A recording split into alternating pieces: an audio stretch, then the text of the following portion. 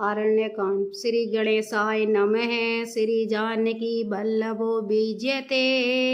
श्री रामचरितमानस तृतीय सोपान आरण्यकांड। अत्रि मुनि का आश्रम है ये, और श्री राम जी और सीता माँ और लक्ष्मण जी यहाँ पर आए हैं अत्रि के अतिथि।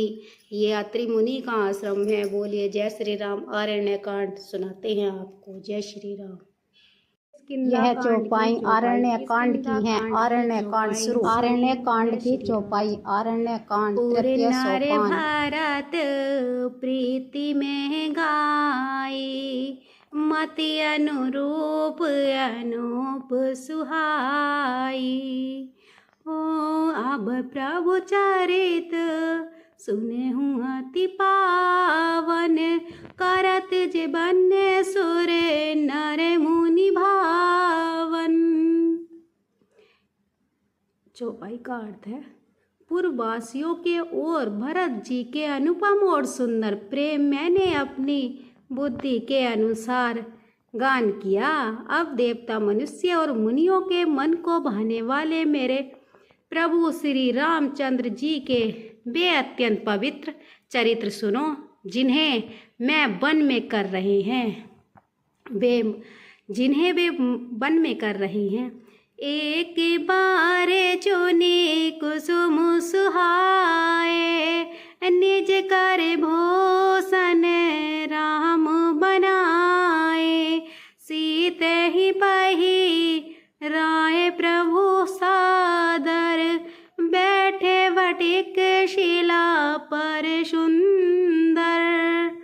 एक बार सुंदर फूल चुनकर श्री राम जी ने अपने हाथों से भांति भांति गहने बनाए और सुंदर स्फटिक शिला पर बैठे हुए प्रभु ने आदर के साथ वे गहने श्री सीता जी को पहनाए। जय हो मेरे श्री रामचंद्र की जय।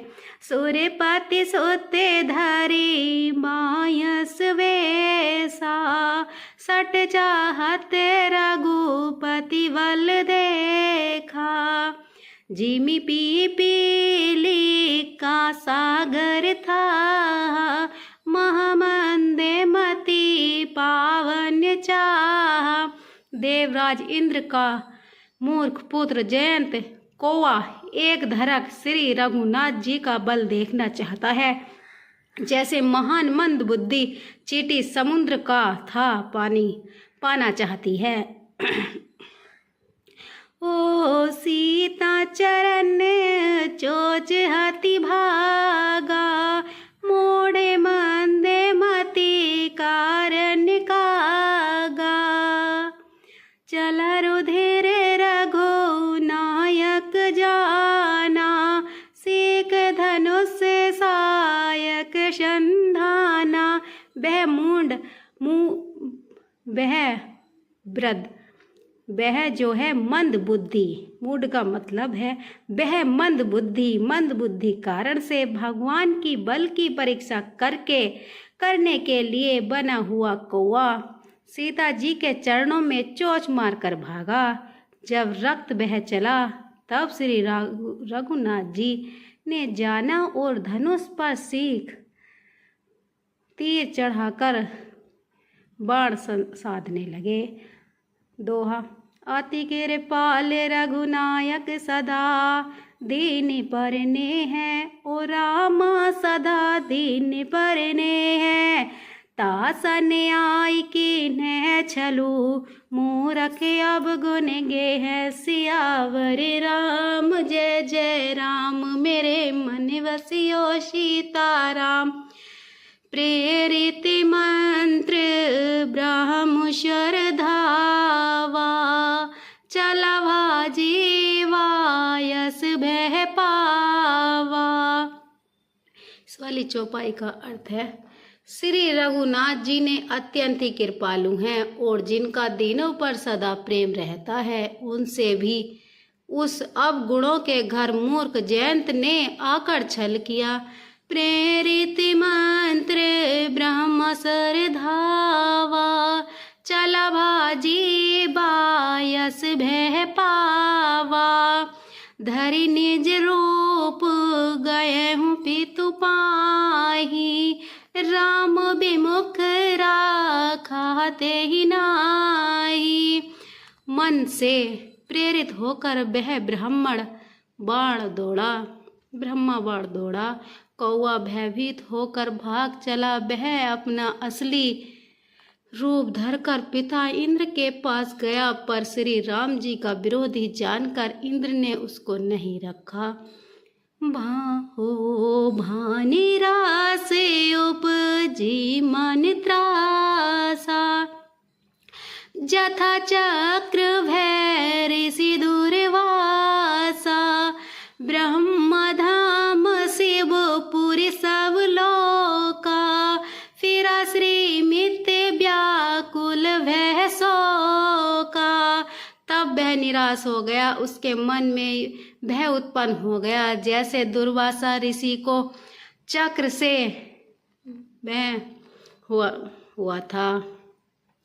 चक्र से भय हुआ था। वह ब्रह्मलोक, शिवलोक आदि समस्त लोकों में थका हुआ और भय शोक से व्याकुल होकर भागता फिरा। काहू बैठन ने होही, राखी को सकई राम कर द्रोही। मातु मृत्यु पितु समन समाना, सुधा होई विशेषुनु हरि जाना।